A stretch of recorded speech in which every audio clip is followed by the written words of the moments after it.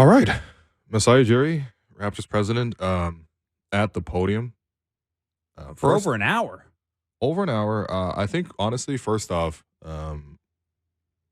there's so much to break down. He covered so much of the trades that just happened with OG and Pascal.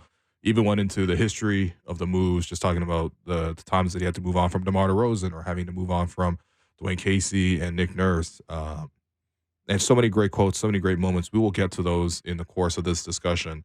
But I think really for me personally, I think Masai spoke with the most vulnerability and honesty that you can see out of all the press conferences that he's done.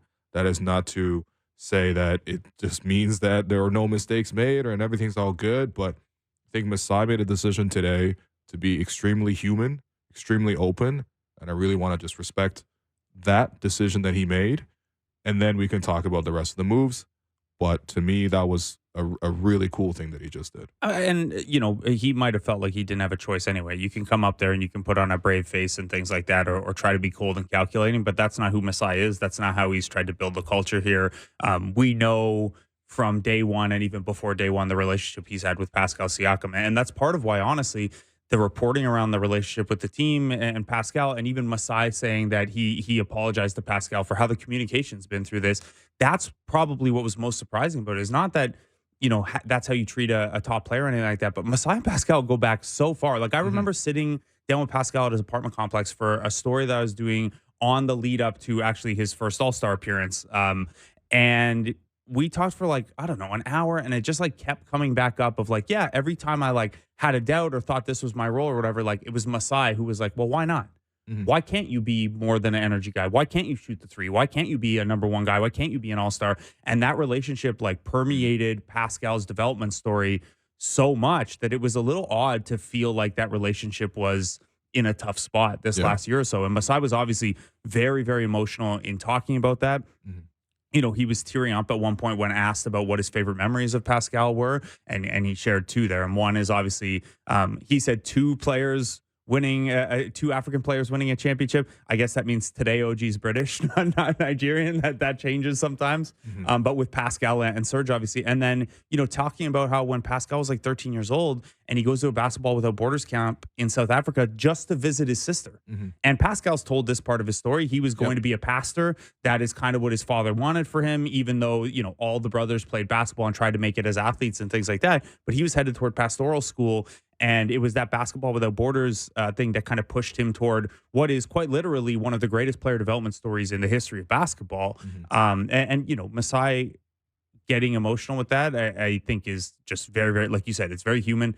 It's better to be open and vulnerable about that and be real about it than anything. But I also think it really hammers home, this is a difficult move and not one that the franchise weighed lightly. This was not we've lost a couple games in a row, let's fire up the trade machine and see what we can get. There's a reason this process took as long as it did, and things like an extension or a re-signing were still potentially on the table.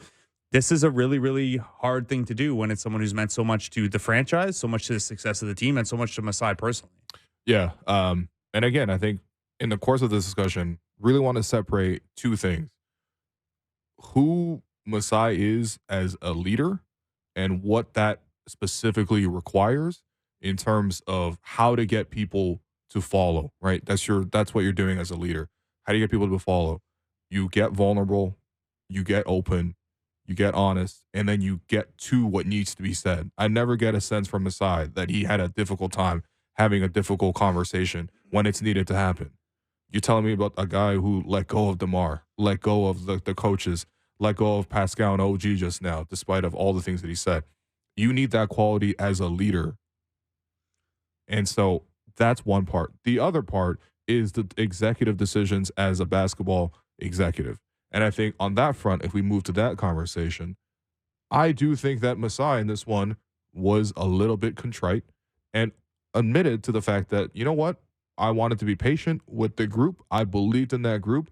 That's why I chose last trade deadline when even the Raptors were under 500 to add Jakob Poeltl. He felt like that was the missing piece for that group, and he felt like that group deserved another chance to push. I think on a basketball front, we can totally disagree with that decision. Yeah. And I think that this is almost as close as it comes to an open admission. I don't think he said the words exactly of, you know what, we shouldn't have made that trade or anything like that. He didn't say that. He said if it was a mistake, it was a mistake, but we think that that's still fair value to trade up for. Yeah. And he's framing it as a first round pick for you. It's a first round, a mid second, and what could potentially be a high second, Sure, but whatever. still. Yeah. And then you paid the full freight market value. But yes, he said basically they think that was fair value and it was worth it to give that group had earned the chance the prior year to get more than half a season of runway. Now that's something I disagree with, but I don't, you're right. There are two separate things here. And one is the person who is steering the franchise and trying to get player buy-in and, have the culture that supports the moves they're going to make and things like that. And then there are the specific moves. And one of those things I can nitpick with, but the person side of it, the leadership side of it, I really can't. The specific moves we'll continue to get into. We got Charania coming on in a minute here. We'll talk to Caitlin Cooper at 2:30 to get the Pacers side of this. Stuart Sohi joining us a little later. Pascal's other agent, Jafar Chufani, coming on with us. But yeah, we'll have lots of time to nitpick the specifics. I guess the other thing is that Masai laid out with as it pertains to the trade mechanics is he hit the point a couple of times that the offers they got for OG and Pascal now were not substantially different from or worse than the offers they got in the offseason. Yeah. I'm a little bit skeptical on that based on the reporting that I've been able to put together. But how do you feel about that main point, that the reason that this took so long, the reason that they, took Fred down to UFA status and lost that gamble, the fact that they waited until expiring years for Pascal and OG, when you hear the explanation for it from their side, do you feel any differently about it or not really? I think the main point of contention is, should you have made these moves at last year's trade deadline versus this current year's trade deadline? Or in the offseason? Because I do think the offseason was, from what I've put together, that was the moment to trade Pascal. Okay, fine. But then the decisions made at last offseason, he says he believes in the group. That's why he went out to get Jakob Poeltl. He feels like paying a first-round pick for a starting player is quality. I don't even think that that's necessarily wrong in a vacuum. Maybe not this specific type of pick with only 1 to 6 pick protection for this specific center. And they thought that pick would be in the teens, right? Like they thought they were going to be a playoff team. Totally, for sure. So you could even tell just based on the protections on the pick that they calculated one way and then reality was a different way. So that is a bit mistake from the basketball perspective, or at least a gamble that didn't really pay off. I think the other thing is, once you made that decision, then you weren't ever going to move Fred, because if you were going to move Fred or add Jakob, then you would have never let Fred, also move at the trade deadline. So essentially, they made two decisions at that deadline. We are going to risk free agency with Fred on the chance that this whole group really works and we can keep it together. Clearly, it didn't work out that way. They get Jakob in that process. So that's the trade deadline last year. This off season that just took place, that was the time where you have to make that decision and be real about yourself. Fred has moved on. You were able to bring in Dennis, who, has been, good-ish as like a six man, as like a fifth starter type for you. You can move him around, whatever. But realistically, that wasn't going to replace what you needed to see in this team. In fact, you actually needed an upgrade at the guard position, which we ultimately did see now with Emmanuel quickly. But what you needed to see from this offseason was, we need to now move on from Pascal and OG, because clearly the book is turning. And can I ask you that question about, if you're comfortable sharing that reporting that you've been able to put together in terms of how the offers that he received now compared to how it was in the offseason? Yeah, I will say this. I don't have the here is the exact trade framework, but I'm fairly confident you could have gotten one of the prospects from the Pacers in the offseason. Okay. And that would have meant fewer picks. Yes. But if you are a person who would have rather had one of the prospects versus an extra pick or something like that, obviously Bruce Brown would not be a part of that deal because they didn't have Bruce Brown at that point. They maybe would have just absorbed him into cap space. Speaking of Bruce Brown, part of the question that flows from this, Masai didn't really get too deep into it, is what happens next. We have Charania on the line with us. He's the senior NBA insider for The Athletic and Stadium, co-host of Run It Back. Shams, thanks for joining us, man. What's going on? How are you?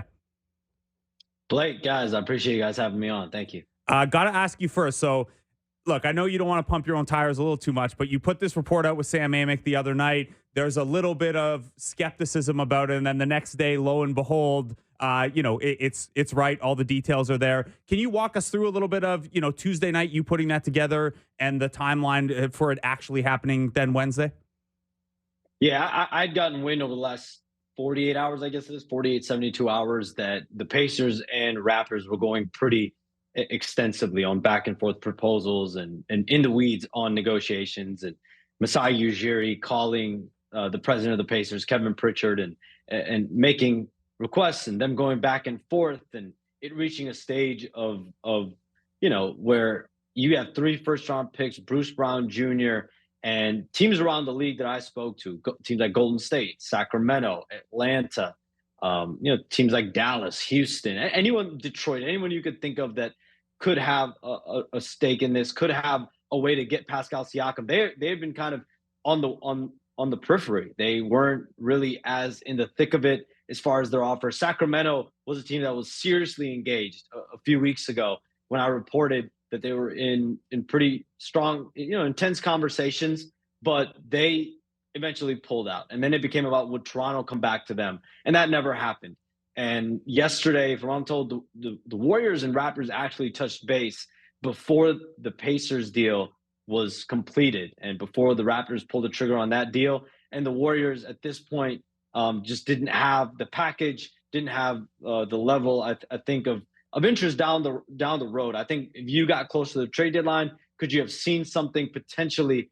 But the interest in Jonathan Kuminga, I don't think was there. And also the Warriors did not want to part ways with him either.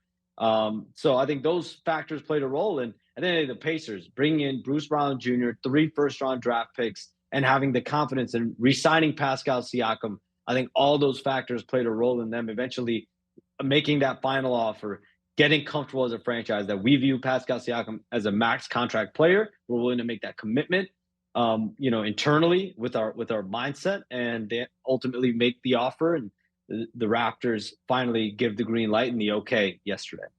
Shams, I wanted to ask, Indiana obviously has a lot of prospects in addition to the extra picks that they also held that they moved in this deal.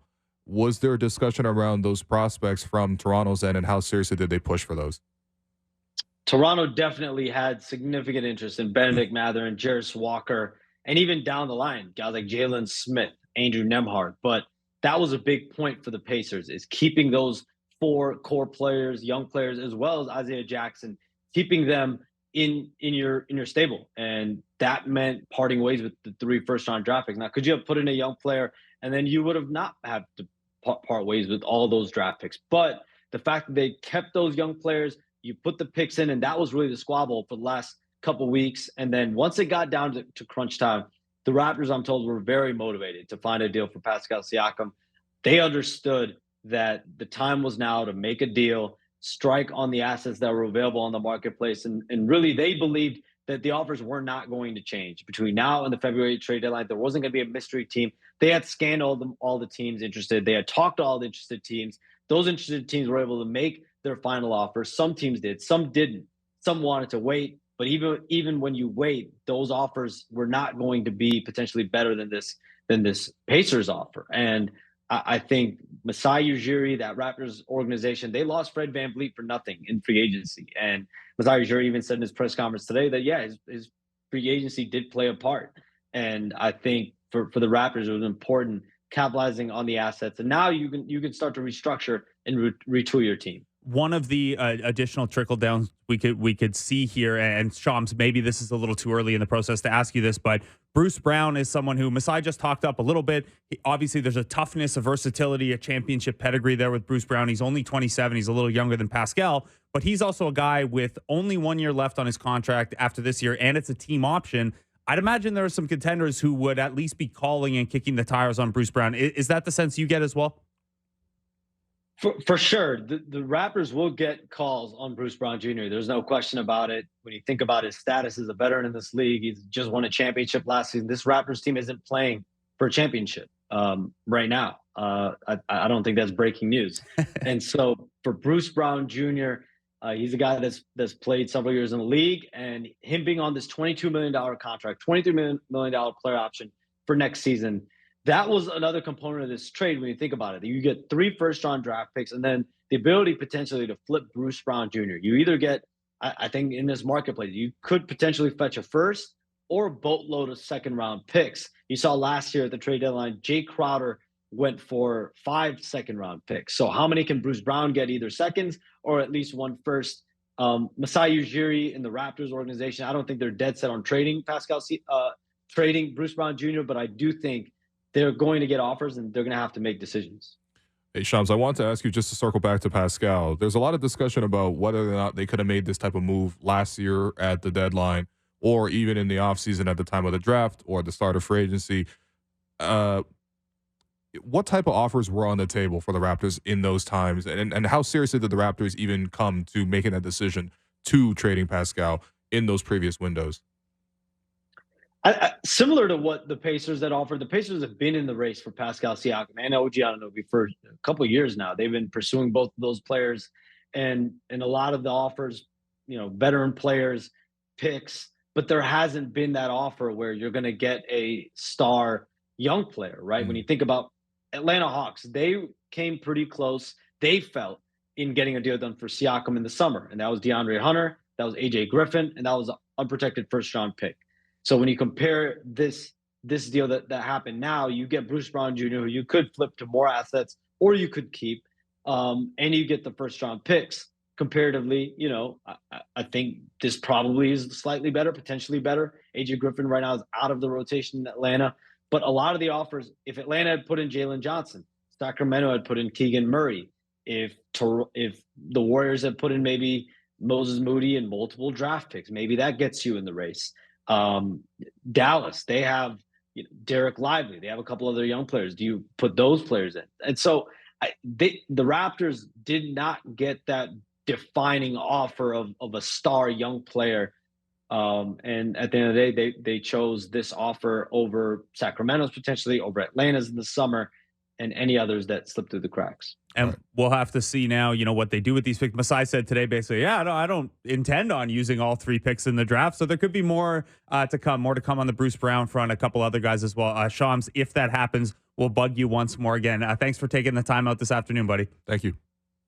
Thanks, guys. Shams Charania, senior NBA insider for The Athletic and Stadium, co-host of Run It Back. And Shams and Sam Amick, early on this Raptors Pacer news. You got a note in the docket. You got to shout someone out before we take a break and bring in Caitlin Cooper? Yeah, we're gonna save this for later. Okay. But just wanted to say a huge thank you to Shams for joining us on the program. It's not lost on me how awesome it is that we get this opportunity to bring on everybody directly involved in this thing. We got the agents, we got the top newsbreakers who were the ones who first did the story. So just credit to all the producers and your poll and everything like that. But we're going to take this quick break. Thanks everyone for listening in. We will continue our coverage of this. We will look at the Pacers side. We will look at the rest of the league and come back with more thoughts on Pascal. But for now, we're going to take this quick break. I've been your host, Walu. You've been listening to The Raptors Show on the Sportsnet Radio Network.